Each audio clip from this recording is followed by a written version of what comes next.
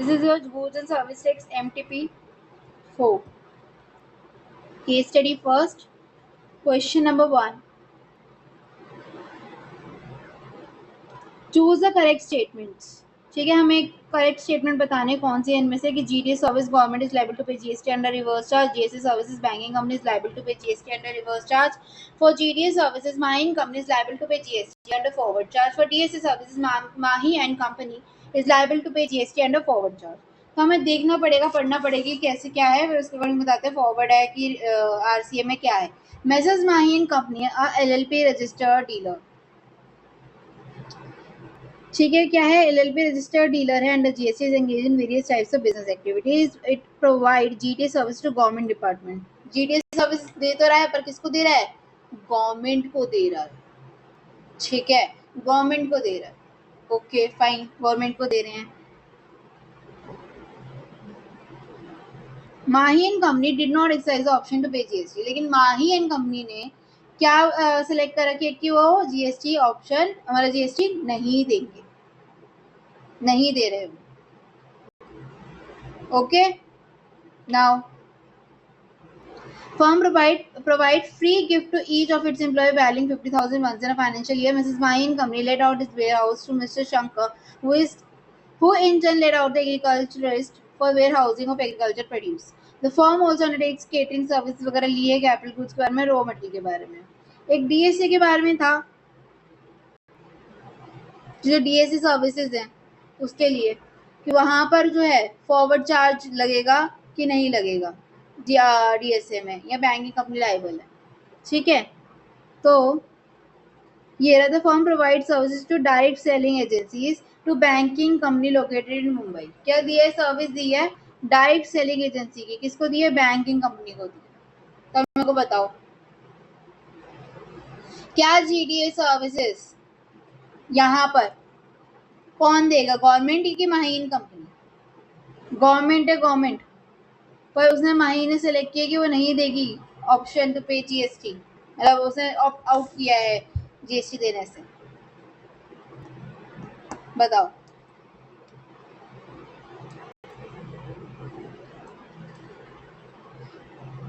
यहाँ पे बेटा गवर्नमेंट लाइबल होगी। ठीक है, government will be liable to be GST under RCM. और what about DCA, sorry DSA, DSA क्या करेगी, माइनिंग कंपनी देगी, बैंकिंग देगी, DSA services to banking company located in Mumbai. Mahi and company is liable to be GST under forward charge यहाँ पे। ठीक है, तो ऑप्शन नंबर हमारा क्या हो जाएगा, फर्स्ट और फोर्थ करेक्ट है ना। देखो, गवर्नमेंट लाइबल है जीएसटी देने के लिए और लाइबल है, माई एंड कंपनी लाइबल है किसके लिए, डीएससी के लिए फॉरवर्ड चार्ज में। तो first and fourth, option number C. क्यों, वाई, क्योंकि सबसे पहले जीटी सर्विसेज के लिए अंडर नोटिफिकेशन नंबर जो भी है, services supplied by GT agency who has not exercised option to pay GST under forward charge, तो उसको government department registered under GST are covered under RCM.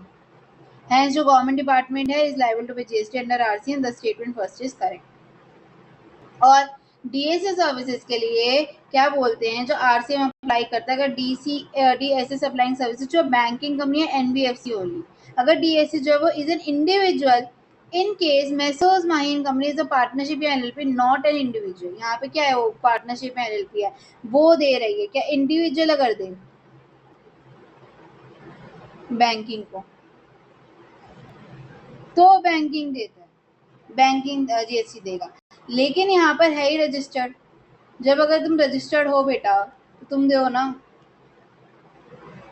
तो यहाँ पे आरसीएम नहीं लगेगा। ठीक है, पार्टनरशिप एलएलपी है तो तुम दो, यहाँ पे आरसीएम नहीं लगेगा, जीएसटी जब माइन कंपनी देगी फॉरवर्ड चार्ज में।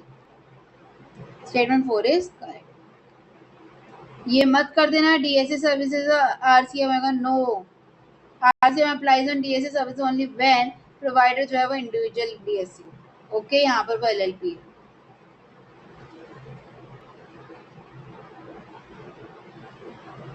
Now, which of the following option is correct in respect to GT services provided to a government department? Government department को दे रहे हैं आप, कौन एक्सरसाइज कर रहा है, गवर्नमेंट देगी, गवर्नमेंट दे रही है तो क्या लगेगा, 12% की 5%,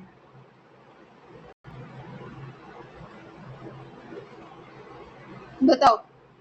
और आईटीसी मिलेगा या नहीं मिलेगा? रिस्ट्रिक्शन है, विदाउट रिस्ट्रिक्शन है, but ITC can not be availed, without restriction है but ITC can not be availed. बताओ यहाँ पे कौन दे रहा है? गवर्नमेंट दे रही है। जीटीए सर्विस टैक्सेबल होगी कितना? 12% कि 5%?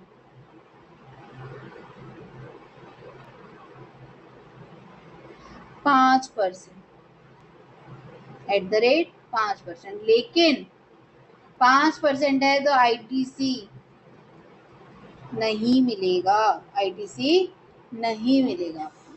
ठीक है, GTA services taxable @ 5%, but ITC can not be availed. क्यों?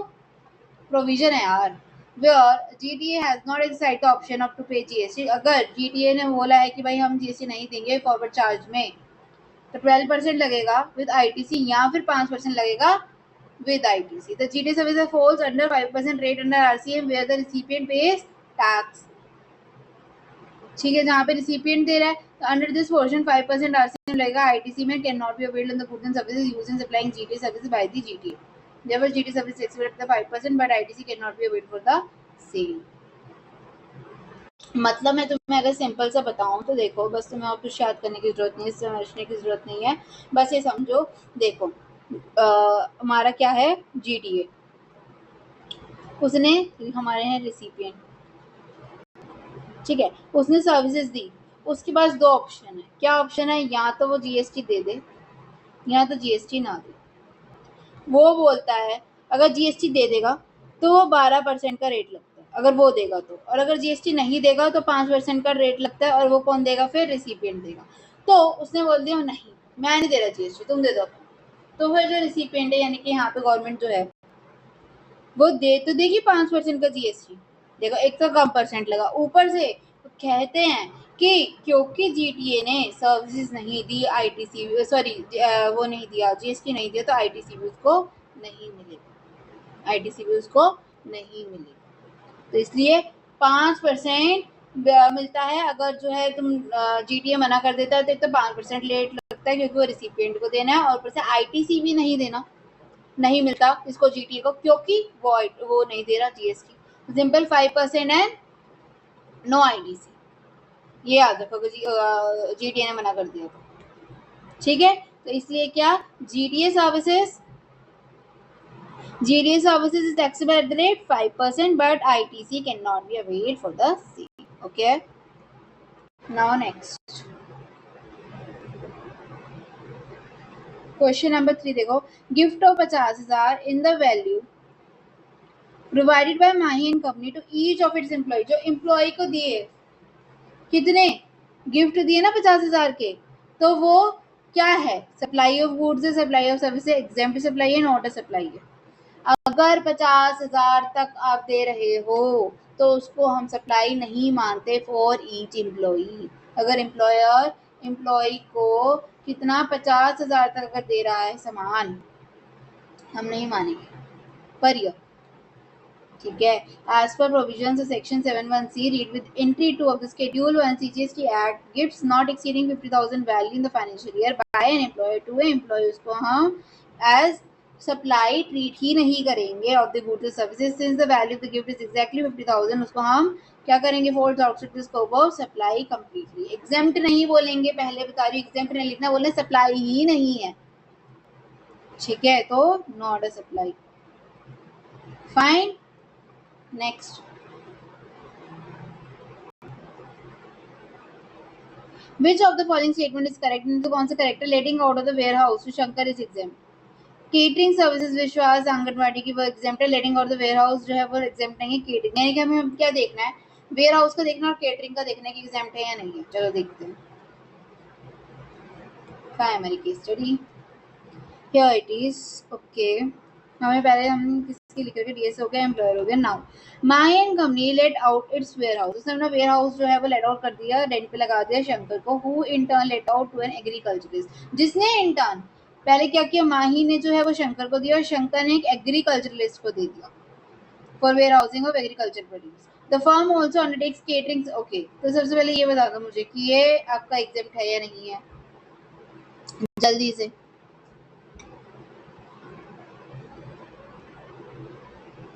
बताओ आपका एग्जेम्प्ट है या नहीं है?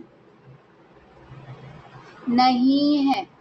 क्यों नहीं है? क्योंकि उसने इनडायरेक्ट मतलब क्या किया है, जो आपका शंकर है उसने एग्रीकल्चरलिस्ट को दिया है, उसने उसको दिया है, ना कि खुद एम ने, यानी कि वही मेसर्स माही एंड कंपनी। इसलिए letting out the warehouse to Shankar is not except. अब केटरिंग सर्विसेज की बात करते हैं। केटरिंग सर्विसेज में क्या है? क्या है? Firm also undertakes catering services Vishwas Anganwadi. The said Anganwadi has received funding from the government. Okay, okay. Anganwadi को दिया है केटरिंग सर्विसेज, आंगनवाड़ी को दिया है, तो वो एग्जेम्प्ट होगा या नहीं होगा? बताओ, एग्जेम्प्ट और not?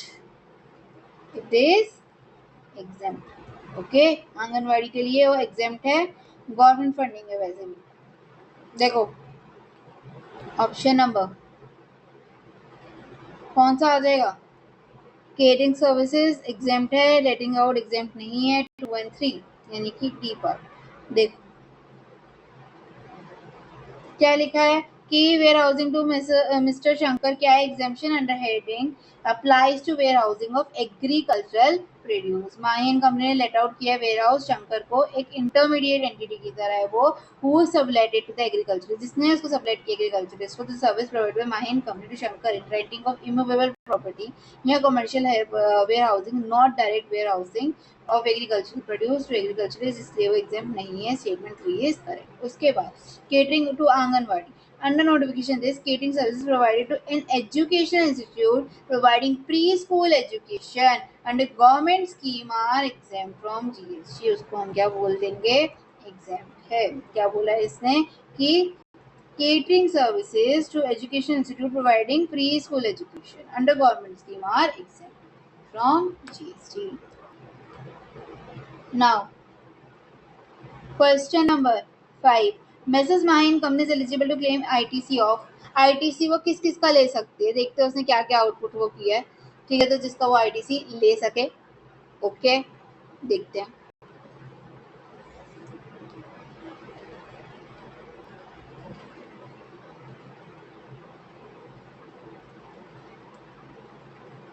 Firm purchase the following goods during the month of July. ठीक है, capital goods amounting 45,000 purchased on which depreciation has been taken on full value including GST paid thereon. Okay. Raw material purchase amounting 55,000 for which invoices is missing but delivery challan is available.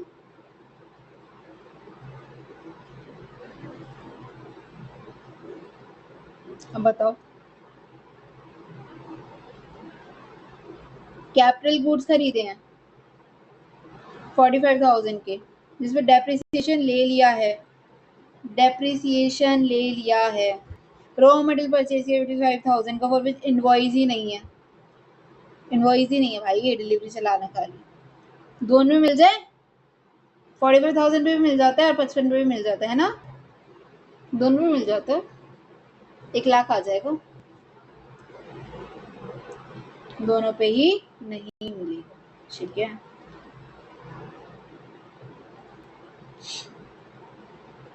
क्यों नहीं मिलेगा? एक ने depreciation ले रखा है और एक में इनवॉइस ही नहीं है भाई। देखो as per section 16(3) CGST act, जहाँ पे registered person has claim depreciation on the tax component of the cost of capital, income tax के हिसाब से आईटीसी उस पे नहीं मिलता, क्योंकि डेप्रिसिएशन ऑलरेडी क्लेम कर लिया है। जीएसटी को इंक्लूड करके उसने फुल वैल्यू लिखा है, फुल वैल्यू लिखा है, जीएसटी को भी इंक्लूड करके, दूसरे आईटीसी क्या हो जाएगा? नहीं हो जाएगा। रॉ मटेरियल में क्या है कि भाई no registered person shall be entitled to ITC unless he is in position of tax invoice. जब तक टैक्स इनवॉइस नहीं होगा आपको अलाउड नहीं है, या debit note issued by the supplier. Delivery challan is not valid tax invoice, delivery challan को हम वैलिड टैक्स इनवॉइस नहीं कहते, जिससे आईटीसी क्या हो गया? नहीं। ठीक है, नेक्स्ट सी क्या कह रहा है कि computer GST liability of the firm for the month of July to be paid in cash if rule 86B of the GST rules 2017 is not applicable. चलो देखते हैं जुलाई मंथ का।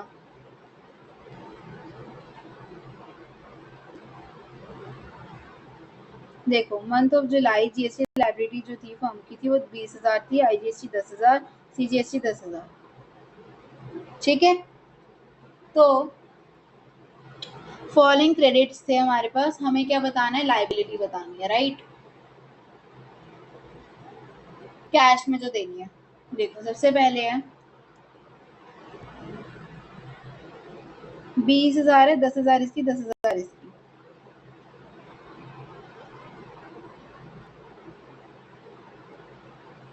एक सेकेंड, 20,000 IGST, 10,000 CGST और 10,000 ये SGST है। Okay, now IGST 8,000, IGST 8,000, ठीक है, CGST 12,000, CGST 12,000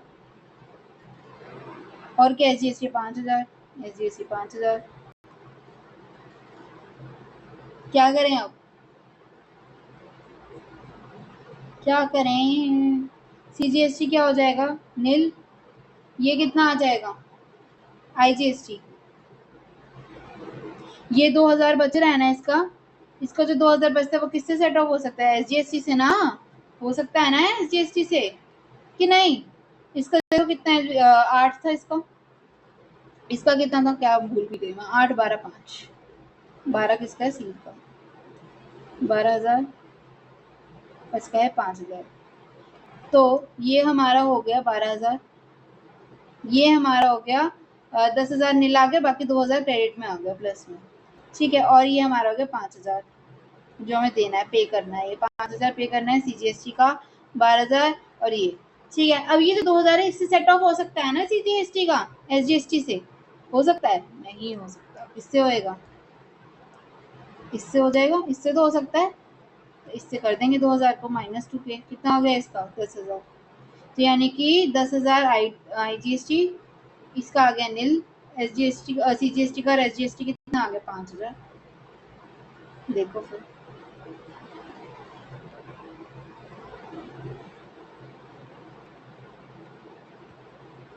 कौन सा आ गया, IGST 10, CGST नील, SGST 5,000, देख लो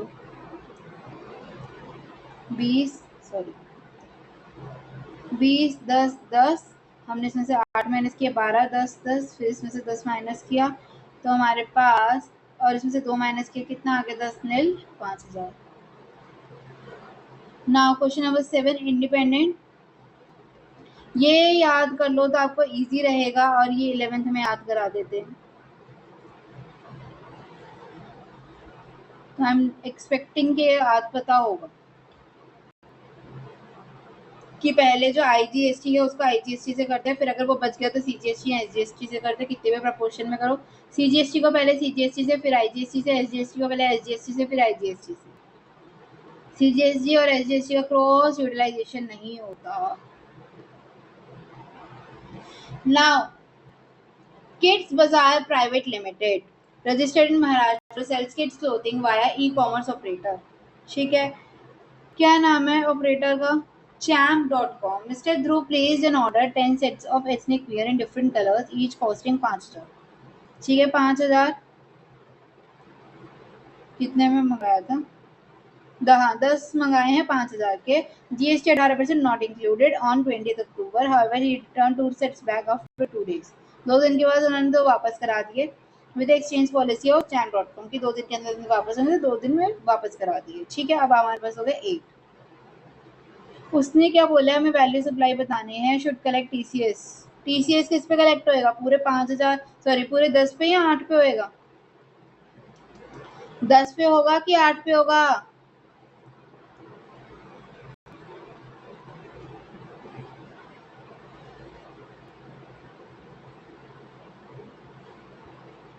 आठ पे होगा, ठीक है, 40,000। देखो as per section 52 CGST TCS जो होता है वो ECO कलेक्ट करता है net value of taxable supplies पे, नेट पे करता है, ठीक है, तो TCS calculated on the net value excluding GST, TCS applies on 40,000, net पे होगा, नेट वैल्यू पे माइनस करके करोगे, ठीक है। नाउ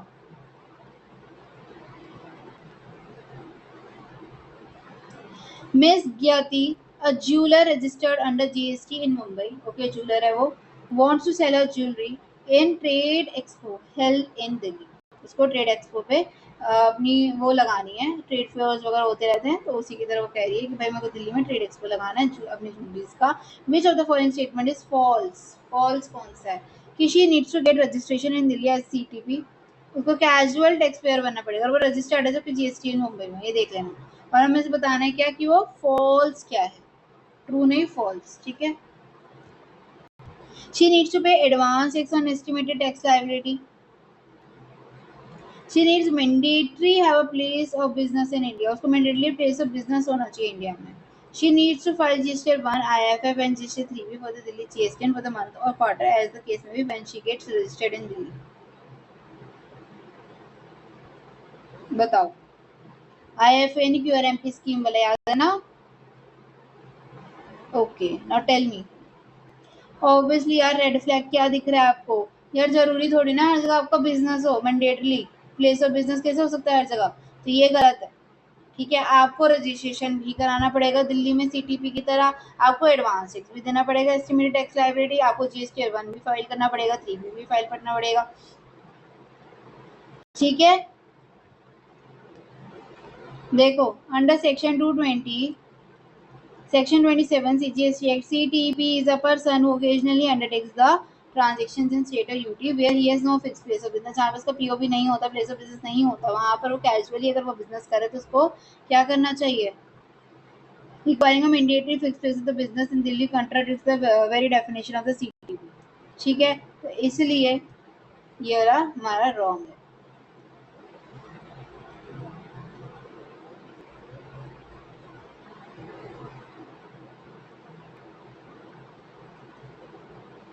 ठीक है, now okay, descriptive question number 1 compulsory 10 marker question. आपको क्या पूछा है उसने? Compute the minimum net GST payable in cash by Vishwanath limited for the month of February. February के लिए बताना है आपको नेट जीएसटी। ओके, कहाँ पे रजिस्टर्ड है? कर्नाटका में, ठीक है, फाइन, कर्नाटक में। ओके, सो देखो सबसे पहले हमें क्या निकालना है? Minimum net GST. उसके लिए हमें क्या निकालना पड़ेगा? जीएसटी कितना हमें पे करना है, उसमें से माइनस कर देंगे आईटीपी को, राइट। देखो क्या बोल रहा है वो, विश्वनाथ लिमिटेड। सबसे पहले उसने लिस्ट प्राइस दे रखी है मशीन की जो उसने सप्लाई करी है, exclusive of item given below, exclude करता है इनको, ठीक है। 80,000। Okay, tax levied by the local authority on the sale of machine. Tax जो लोकल अथॉरिटी ने दिया क्या ऐड होगा?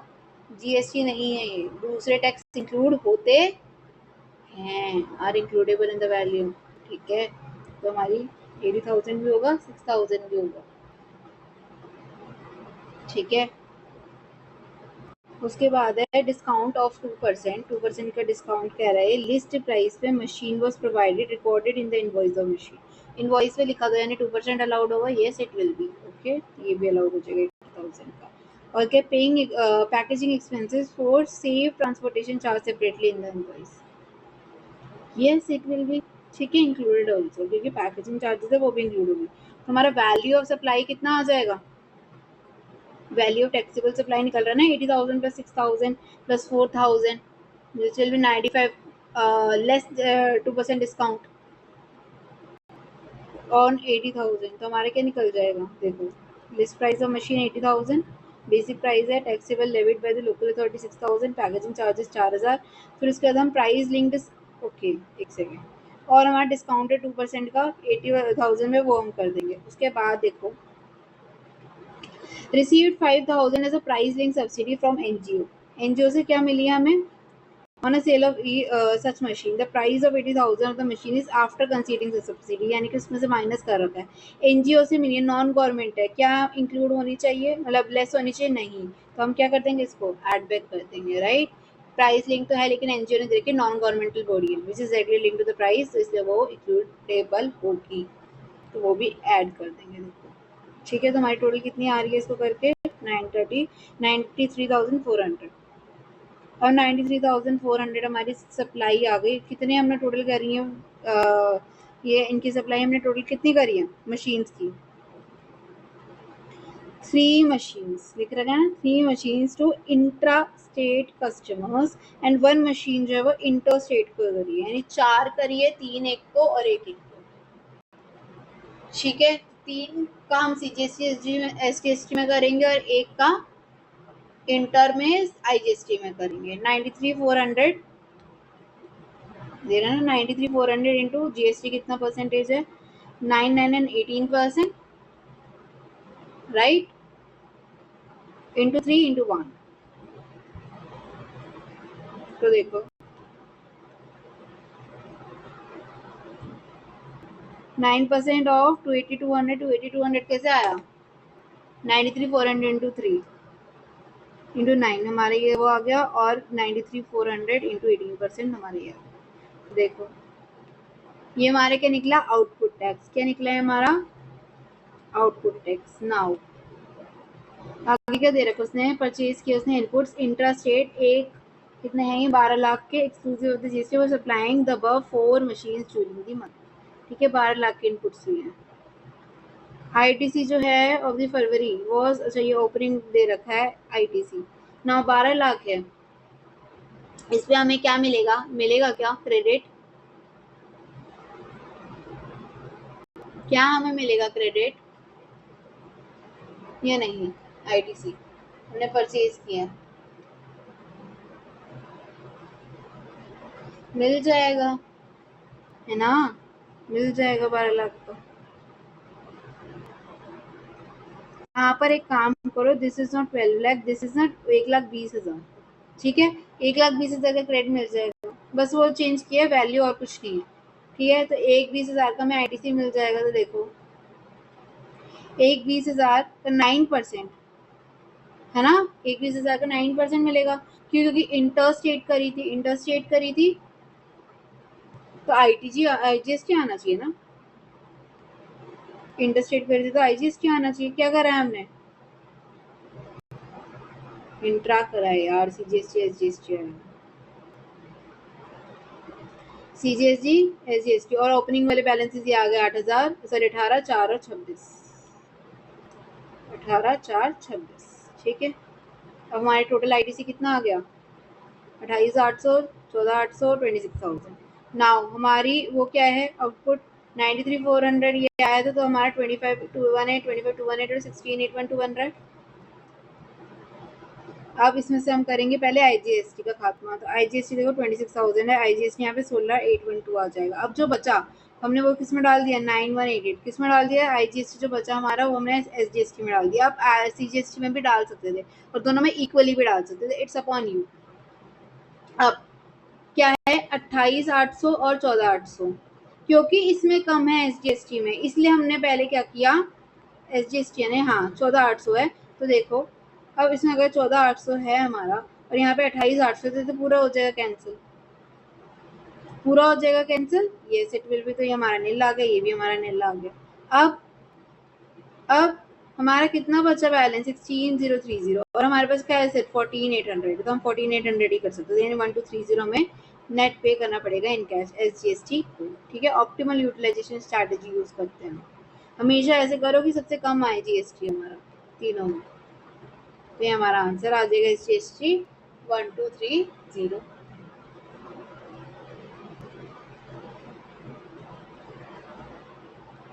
नाउ क्वेश्चन, ये सब तो आपको पता ही है, you can read it yourself if you want. Question number 1B, क्या निकालना है हमें, compute the amount of ITC available with Veta Limited for the month of August 2024 by giving necessary explanation. Assume that all the other conditions necessary for availing ITC has been fulfilled. Okay, हमें बताने कि ITC मिलेगा नहीं मिलेगा इन सब में, particulars में। Particular one, goods used in the constructing goods construction में काम आ रहे हैं, additional floor of office building, cost of construction of additional floor has been capitalized, capitalize कर दिया आपने।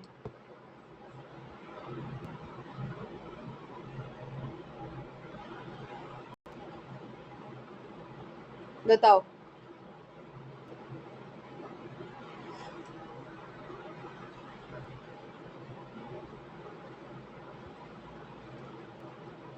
इस पर आपको नहीं मिलेगा, क्यों, क्यों नहीं मिलेगा, why not, because ITC on goods received by taxable person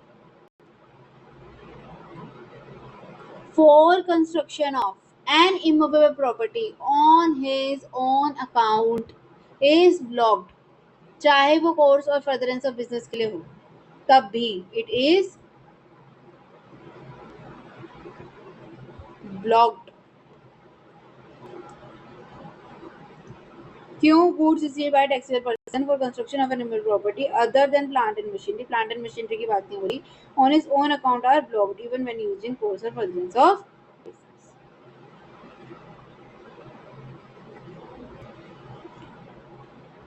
now B part, ठीक है। अब यहाँ पे बोलोगे कि मैम व्हाट इज दिस, कहाँ है हिज ओन अकाउंट, यहाँ पे ओन अकाउंट से लिखा ही नहीं बेटा, लिखा है इनडायरेक्टली लिखा है, उसने मतलब कैपिटलाइज कर दिया, कैपिटलाइज कर दिया यानी कि उसने अपने अकाउंट में किया। कैपिटलाइज करना इज कि आपको आईटीसी नहीं मिलेगी, ठीक है। कैपिटलाइज करना is your ITC will not be available, क्योंकि कॉस्ट को आपने कैपिटलाइज कर दिया। कंस्ट्रक्शन में क्या क्या आता है? Addition, alteration, extension to an immovable property. Capitalising कर दिया आपने तो वो कॉस्ट के अंदर ऐड होएगा आपकी इमूवेबल प्रॉपर्टी में ऑब्वियसली, तो इसलिए आपको टैक्स क्रेडिट नहीं मिलेगा, चाहे आपने वो कंस्ट्रक्शन या जो भी कर रहे हो आप कंस्ट्रक्शन वो बिजनेस यूज के लिए किया, ठीक है। Now truck use for transportation of inputs in the factory, input ला रहे हो फैक्ट्री में, इसके लिए ट्रांसपोर्टेशन यूज हो रही है, depreciation has not been claimed, अब बताओ आईटीसी मिलेगा? यस मिल जाएगा इसके लिए। क्यों? ITC on motor vehicles transportation of goods के लिए अवेलेबल होता है। Input use in trial run, trial run है, ट्रायल रन, हाँ यार हो जाएगा। क्यों? क्योंकि ट्रायल रन हो तो उसमें हम फर्दरेंस ऑफ बिजनेस के लिए ही यूज कर रहे हैं उसको, तो इसलिए आईटीसी अवेलेबल है उसमें। कॉन्फेक्शनरी आइटम्स और consumption of employees working in the factory, employees work कर रहे हैं फैक्ट्री में और कन्फेक्शनरी आइटम है वही वो कंज्यूम कर रहे हैं।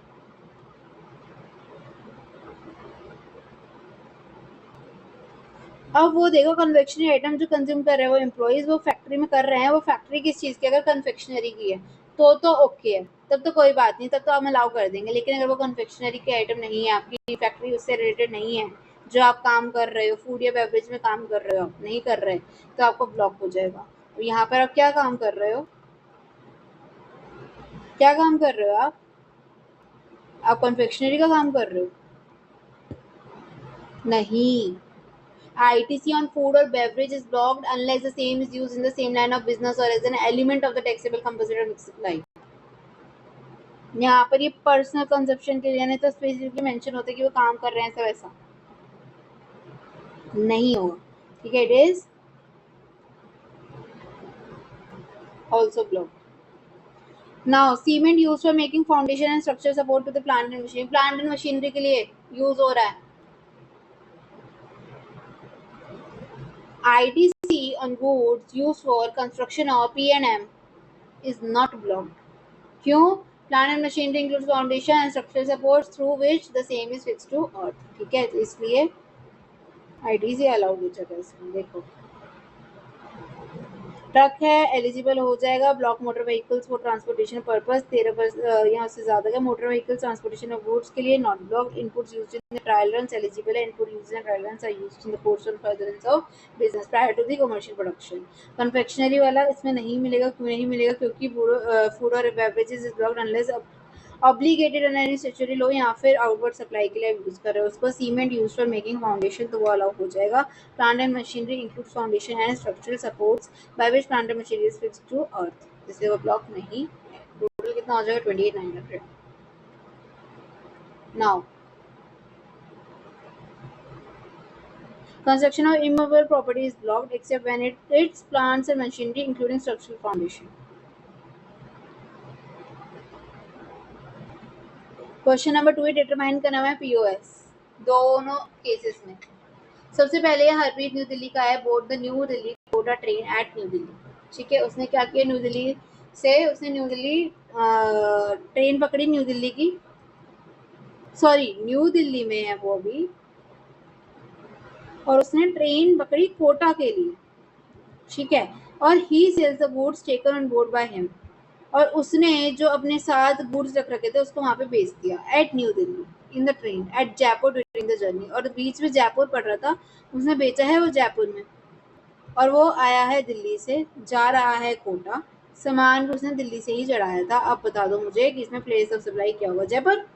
यस, जयपुर, क्योंकि जयपुर में बेचा है। No, place of supply of goods supplied on board a conveyance पे, चाहे वो कन्वेंस जो है आपका एयरक्राफ्ट हो, ट्रेन हो, वेसल हो, शिप हो, मोटर व्हीकल हो, कुछ भी हो, उसका location where such goods have been taken on board, जहां से वो उठाए गए हैं, जहां से वो लिए गए हैं।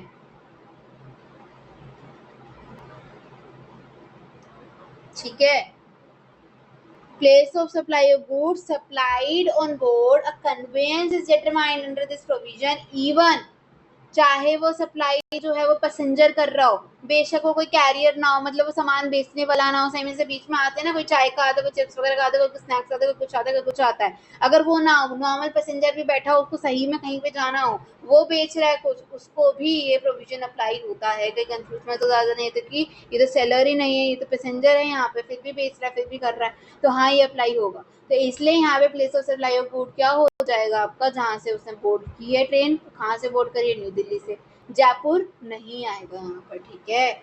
सेकंड देखो क्या है, LP refineries Mumbai Maharashtra gives a contract to Bhansali limited, ठीक है, रांची झारखंड। क्या दिया है मुंबई वाले ने? कॉन्ट्रैक्ट दिया है रांची को to support a machine, supply a machine which is required to be assembled in power plant in its refinery located in Kutch. क्या करना है? सप्लाई करनी है मशीनरी को, जो कि क्या असेंबल्ड इन, कहाँ पर? कच्छ में, गुजरात में असेंबल होगी, है ना। तो फिर तो सप्लाई कौन कर रहा है? मुंबई से हो रही है। कौन कर रहा है? सॉरी, रिसीवर कौन है? रिसिपिएंट कौन है? मुंबई वाला। सप्लायर कौन है? रांची। कहाँ हो रही है? कच्छ। तो रांची होना चाहिए ना, क्योंकि वो सप्लायर है। ये तो रिसिपिएंट होना चाहिए, नहीं मुंबई है। नहीं, if the supply involves goods जिसको इंस्टॉल होना है या असेंबल होना है at site, the place of supply क्या होगी? Is the place of such installation और असेंबली। यानी कि क्या हो जाएगी प्लेस ऑफ सप्लाई? गुजरात, ठीक है।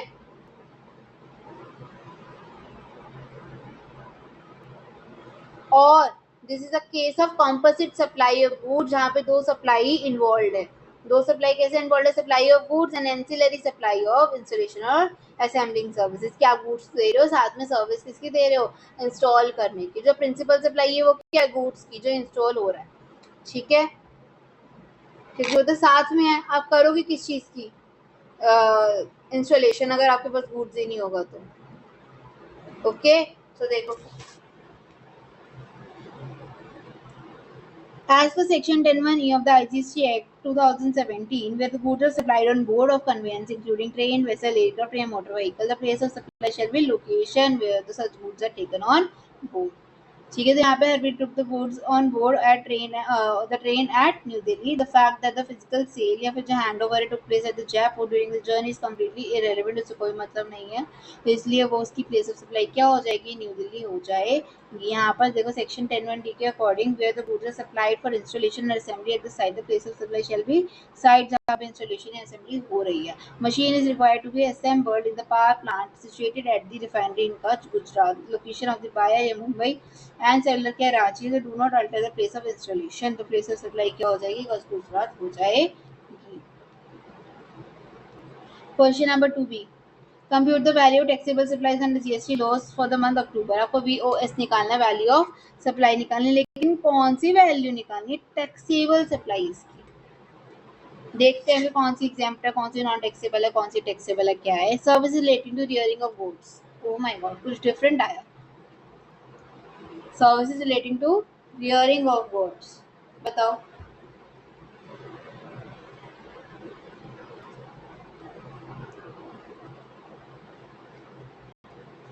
This is exempt. Why? There is a provision that services relating to rearing of all life forms of animals, सारे life forms from cocoon to a butterfly, सब कुछ ठीक है, form of animals for food are exempt except horses okay, horses के अलावा। तो इसलिए यहाँ पे हॉर्स की बात नहीं हो रही थी। नहीं, अगर हॉर्स होता तो क्या हो जाता, टैक्सेबल हो जाता। ये example. Services by way of artificial insemination of horses. Okay, horses की बात हो रही है, आर्टिफिशियल इंसेमिनेशन हो रहा है। अब देखो, अगर यहाँ पर हॉर्स की जगह गोट होता तो क्या होता। तो चलो, और हॉर्स है तो क्या है,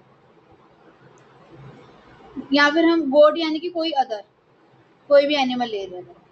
हॉर्स है ना टैक्सेबल, गोट या कोई और है ना एग्जेम्प्ट। समझ में आ रही है बात। Services of artificial insemination are exempt only of livestock other than horses. Horses are very special. Hence,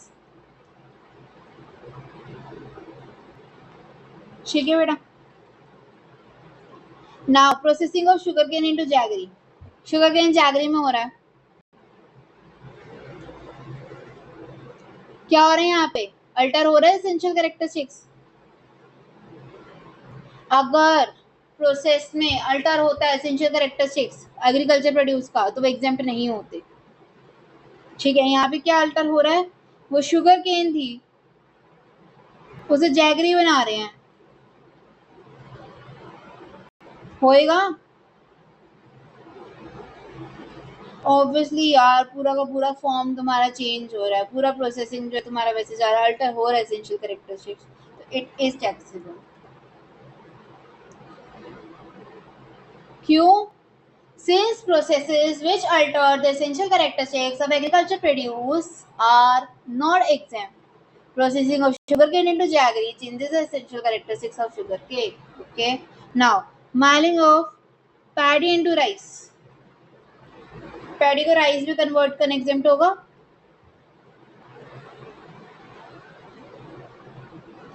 अच्छा ये बताओ, कल्टीवेशन से पहले होता है या बाद में होता है?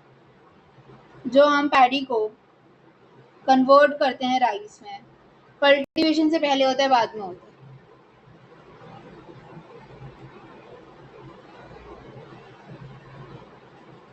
ये बाद में होता है। कल्टीवेशन किसका होता है, पैडी का। पैडी से राइस बनता है ना, तो ये फिर यानी कि यहाँ पे टैक्सेबल हो जाएगा। और एक और कारण है, देखो पैडी से राइस में कन्वर्ट हो गए, उसका एसेंशियल कैरेक्टरिस्टिक जो है वो भी चेंज हो रहा है। ठीक है, क्या होता है, अगर जो सामान है हमारा प्रोसेस से, उसको हम क्या कर रहे हैं, इंटरमीडिएट प्रोडक्शन प्रोसेस हो रही है, और उसकी वजह से क्या हो रहा है, चेंज और एसेंशियल, तो फिर हम उसको टैक्सेबल मानते हैं। दूसरी बात ये भी है कि कल्टीवेशन ओवर हो चुकी थी, कल्टीवेशन से पहले करते तो फिर हमें कोई दिक्कत नहीं थी। यहाँ पे ओवर हो चुका है यानी कि टैक्सेबल हो जाएगा। क्या लिखोगे, this process being carried out after cultivation is over, hence it is not an intermediate production process in relation to the cultivation of plant.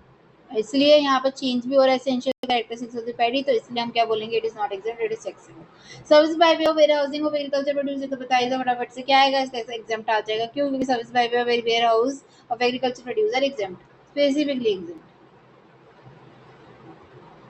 तो फटाफट से देखो अब इसके solution. Services related to rearing of goats nil, क्योंकि exempt.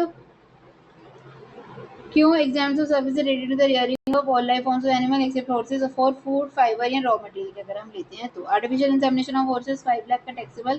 क्यों? Exempt artificial insemination of livestock other than horses, इसलिए horses का टैक्सेबल हो गया। यहाँ पे क्या हो रहा है, exemption applies only to the processes usually done for cultivator that do not alter the essential characteristics of the agriculture produce. यहाँ पर क्या एसेंशियल कैरेक्टरिस्टिक अल्टर हो रहा है।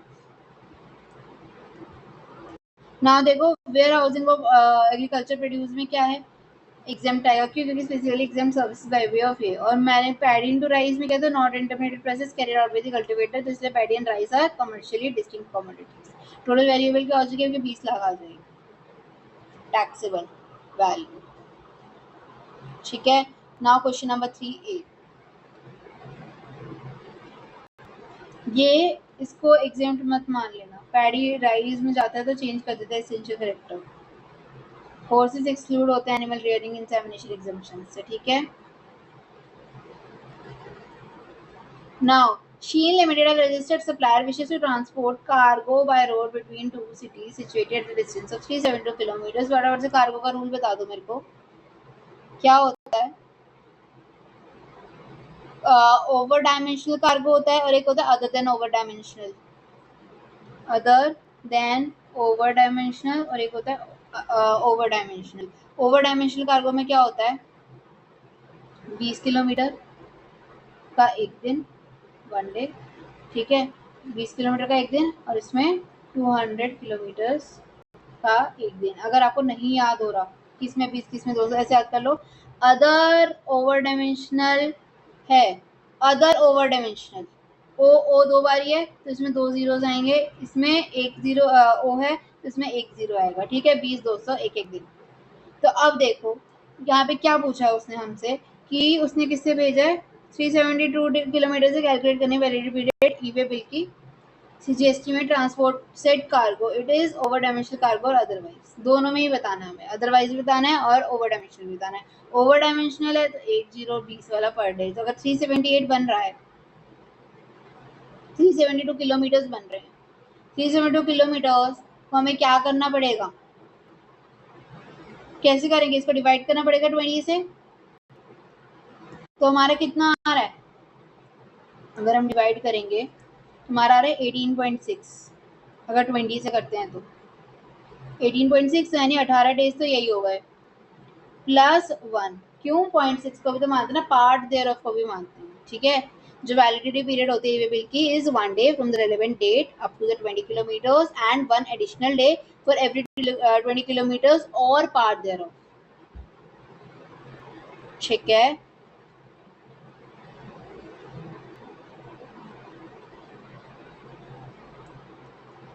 तो इसलिए आ गया। और अगर 200 का बोले तो 1.86 आएगा, 1.86 आएगा, यानी एक तो वही होगा 0.86 का एक दिन, यानी 2 दिन उसके लिए मान लेंगे।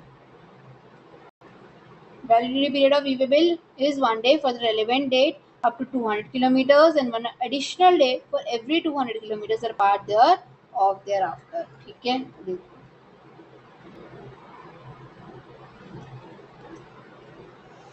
ओ ओ डी है। ठीक है, ओडीसी माना है इसने और कार्गो अदर देन दिस माना है, तो हम क्या लिखेंगे बस याद करने के लिए, ओवर डायमेंशनल और अदर देन। ओवर डायमेंशनल है तो 1 और 2, तो देखो 1 डे 1 एडिशनल 20 किलोमीटर्स में, 1 डे 1 एडिशनल 200 किलोमीटर्स के लिए बिल के लिए। तो क्या लिखेंगे हम कार्गो के लिए, ओवर डायमेंशनल अगर है खाली तो हम मानेंगे 20 एक दिन के लिए 352 20 kilometre 17.6 18 and part thereof. ठीक है, तो 19 आ जाएगा हमारा। और देखो आगे 1.86 आया था, 0.86 के लिए 8 माना जाएगा, तो एक और एक 2 दिन। ठीक है, नाउ क्वेश्चन नंबर 3B।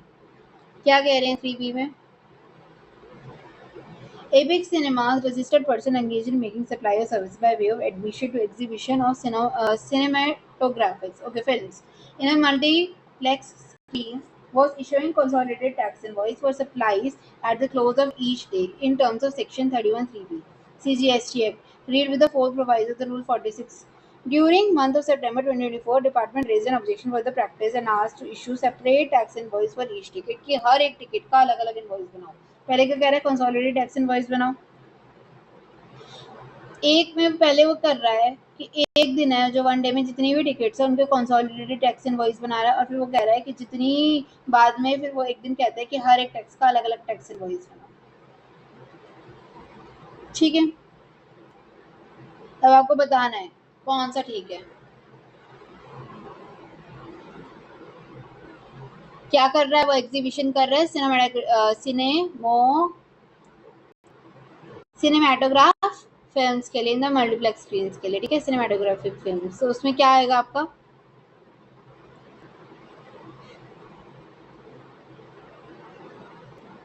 बेटा इनके लिए क्या होता है कि जो ऑप्शन होता है ना कंसोलिडेटेड टैक्स के लिए, वो अवेलेबल नहीं होता, ठीक है। तो इसलिए यहाँ पर जो है उसको एपेक्स सिनेमास को कंसोलिडेटेड टैक्स इनवॉइस नहीं मिलेगी, उसको इशू करनी पड़ेगी क्या?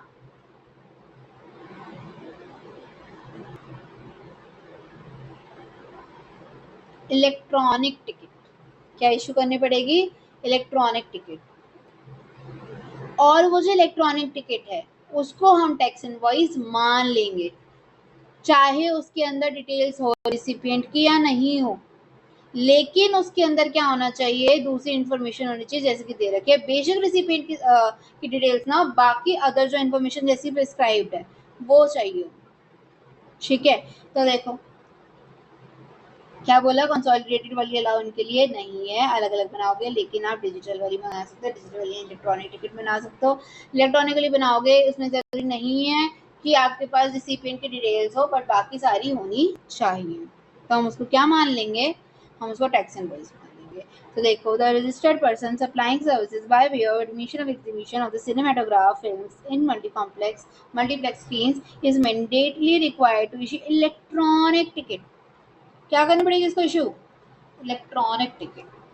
Electronic ticket is so issued shall be deemed to be tax invoice for all the purpose of the GST law, even if it does not contain the details of the recipient, such as name, उसका address नहीं पता, GST नहीं पता, कोई बात नहीं, लेकिन बाकी contains all other prescribed details होनी चाहिए।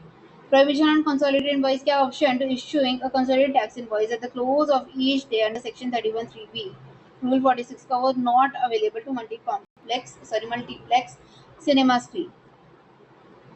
डिपार्टमेंट का ऑब्जेक्शन जो है वो लीगल है और वैलिड है। एपेक्स वो नहीं कर सकता कंसोलिडेटेड वाला। Apex cinema must issue an individual electronic ticket for every single ticket booking. Each electronic ticket will automatically act as a valid tax invoice under GST. Fine.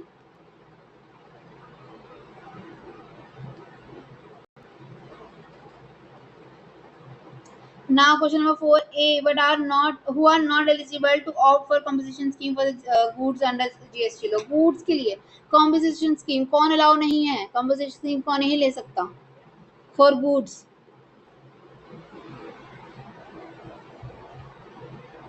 not eligible।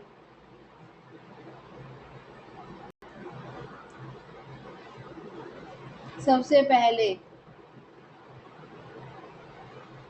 अगर वो inter state supply कर रहे हो goods and services की, अगर वो eco है तो ईसीओ में भी क्या, वो टीसीएस कलेक्ट करता, ठीक है, टीसीएस कलेक्ट करता। और जो हमारी वो है आइसक्रीम, पान मसाला, टोबैको वाली, वो सब ना करता हो, ठीक है। आइसक्रीम, टोबैको प्रोडक्ट्स और वो था एश ब्रिक्स वगैरह, उन सब की। और वो कंपोजिट तब नहीं कर सकता, अगर कंपोजिशन में नहीं आ सकता अगर वो एनआरटीपी हो, नॉन रेसिडेंट टैक्सेबल पे पर्सन हो, या फिर वो सीटीपी हो, कैजुअल टैक्स पेयर हो, ठीक है। ना ही वो नॉन रेसिडेंट टैक्सेबल पर्सन होना चाहिए, ना ही वो कैजुअल टैक्सेबल पर्सन होना चाहिए। और वो ऐसी गुड्स को सप्लाई करता है, सर्विसेज को, जो नॉट लेवेबल टू टैक्स है।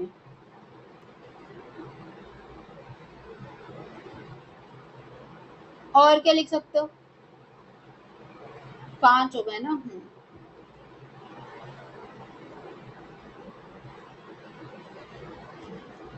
ऐसी सर्विसेज दे रहा हो जिसका अमाउंट हायर है 10% of turnover in preceding financial year और 5 lakhs, ठीक है। इन दोनों में से जिसका भी ज्यादा हो, 10% ऑफ द टर्नओवर या फिर 5 लाख, इन से जो भी ज्यादा, अगर उससे ऊपर जा रहे हो आप, सर्विसेज दे रहे हो, then you have no, you are not eligible to opt for composition scheme for GST. ठीक है। और इंडस्ट्रेट कर रहे हो, और आइसक्रीम पान मसाला वगैरह के मैन्युफैक्चरर हो तो, सीटीपी हो तो, एनआरटीपी हो तो, ठीक है, ये सब। नाउ 5 मार्कर है, 6 के 6 पॉइंट लिखने पड़ेंगे। In eligibility criteria for the composition scheme क्या है? Service supplier is engaged in supply of services under other than restaurant and catering services exceeding the marginal threshold limit of 10% of the turnover the preceding financial year। 5 lakh पीछे average आया। ठीक है। क्या क्या 10% से ज्यादा का अगर आपका क्या हो, सर्विसेज दे रहे हो आप, supply of services exceeding marginal threshold limit of 10% of the turnover या फिर 5 लाख, जो भी इन दोनों में से हायर हो। नॉन टैक्सेबल गुड्स हो, यानी कि is engaged in making any supply of goods services जो टैक्सेबल ही नहीं है अंडर जीएसटी, जैसे अल्कोहलिक लिकर, ह्यूमन कंजप्शन के, petroleum, crude, high speed petrol, natural gas, aviation turbine fuel. Inter state outward supply कर रखे हो और इंटर स्टेट आउटवर्ड सप्लाई करते हो गुड्स और सर्विसेज के, ईसीओ हो जो सप्लाई कर रहे हैं ईसीओ को, और जिसको ईसीओ को रिक्वायर्ड है टीसीएस कलेक्ट करने के लिए सेक्शन 52 में।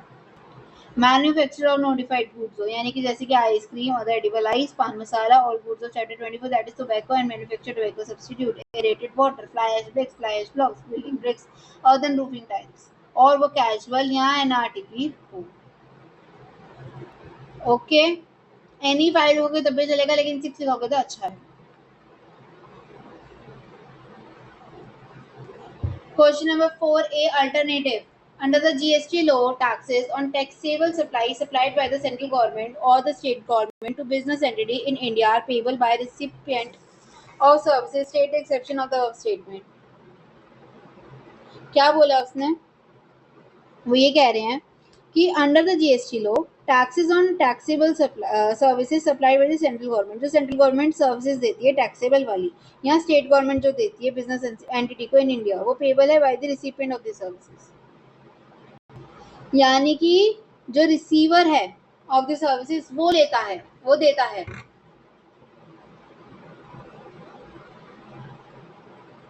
क्या? जीएसटी। तो आपको एक्सेप्शन बताना है। एक्सेप्शन क्या बताना है? यानी कि जहाँ पे गवर्नमेंट खुद देती है, पे करती है अपने जीएसटी को, गवर्नमेंट पे करती है। क्या क्या है याद हो तो? अभी ऊपर आया था एक गवर्नमेंट का, और जीटीए का आया नहीं था, उसमें ऑप्शन था कि जीटीए खुद भरे हैं, गवर्नमेंट से भरवाए। ठीक है, तो services of transport of goods या फिर पैसेंजर्स, उसमें services of renting of immovable property provided, जो दूसरा है सामने वाला है वो अनरजिस्टर्ड है, यानी बिजनेस एंटिटी अनरजिस्टर्ड हो। और सबसे मेन आपको देखो तो इमूवेबल प्रॉपर्टी हो गई, किसको दे रहे हो आप? अनरजिस्टर्ड को दे रहे हो। तीसरा सबसे main Indian railway, how can you forget that. ठीक है, और पोस्ट वगैरह, services by the department of post और इंडियन रेलवेज,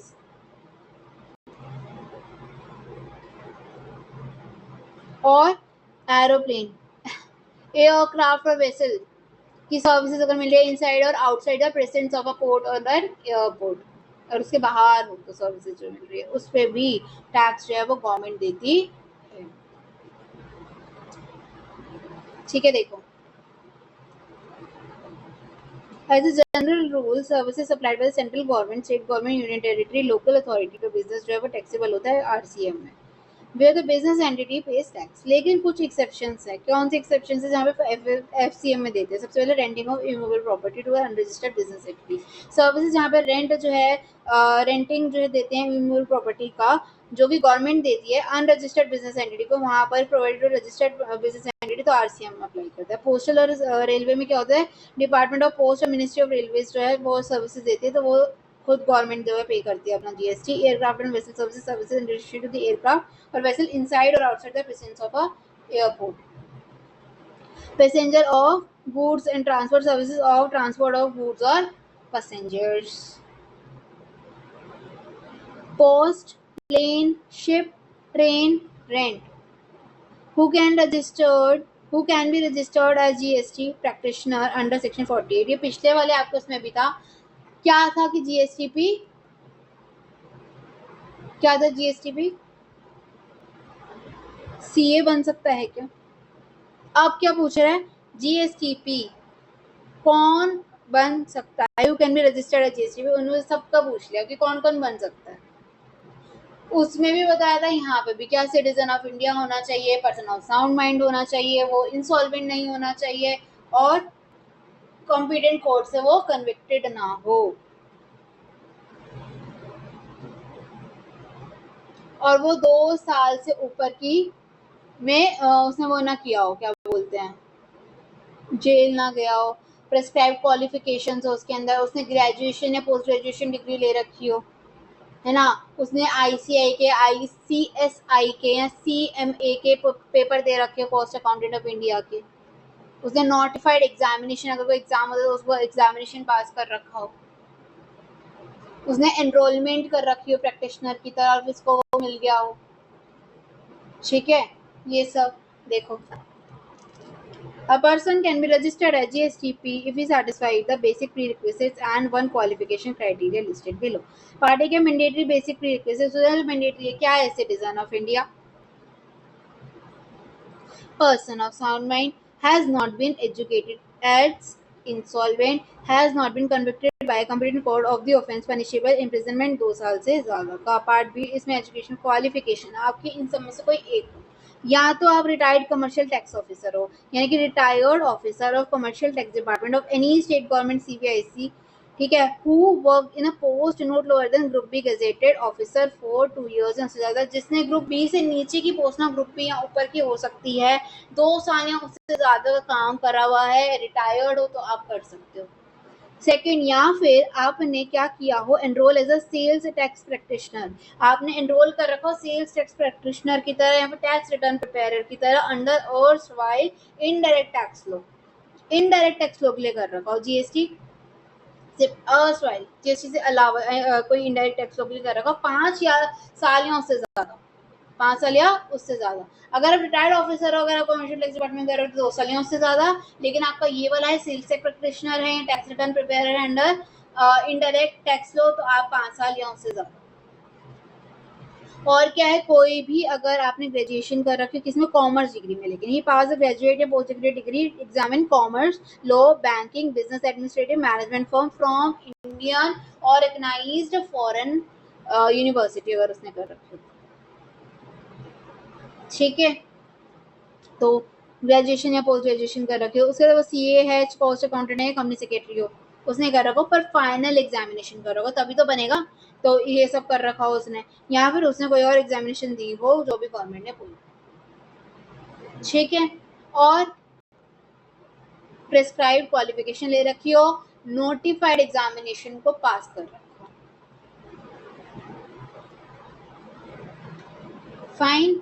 नाउ लास्ट में देखो, एम्प्लॉइज का गिफ्ट अगर 50,000 या उससे कम है तो आपको वो सप्लाई ही नहीं मानी जाएगी DSA की सर्विस RCM में, प्रोवाइडेड जो इंडिविजुअल DSA है वो बैंक को पे कर अंडर RCM, अगर वो LLP फॉर्म है तो फिर FCM होगा। डेप्रिसिएशन ITC के लिए डेप्रिसिएशन क्लेम का टैक्स जो है तो ITC आपकी ब्लॉक हो जाएगा, अगर आपने डेप्रिसिएशन क्लेम कर रखा है। ई-वे बिल की वैलिडिटी क्या होती है, नॉर्मल कार्गो है 1 day 200 किलोमीटर, ओवर डायमेंशनल है तो 20, ठीक है, ओवर डायमेंशनल है तो ये, और नॉर्मल कार्गो है, अदर देन वाला है, अदर देन ओवर डायमेंशनल है जिसको हम नॉर्मल भी कहते हैं, तो वो 200 आ गया, ठीक है, okay. Now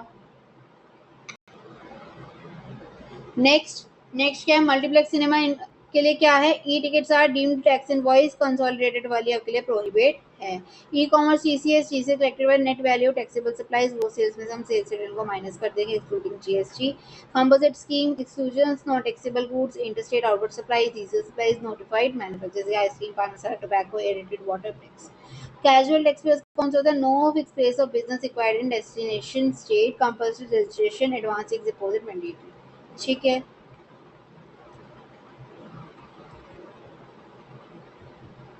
all the best.